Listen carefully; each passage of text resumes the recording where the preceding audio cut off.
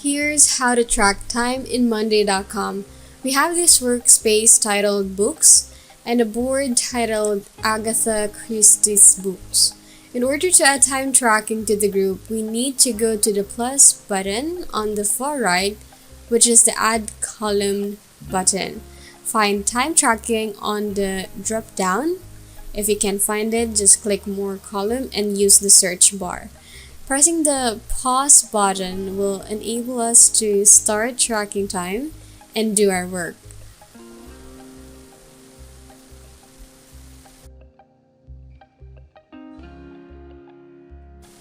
Once we're done, hit it once more and it's automatically recorded. We can also add a session manually.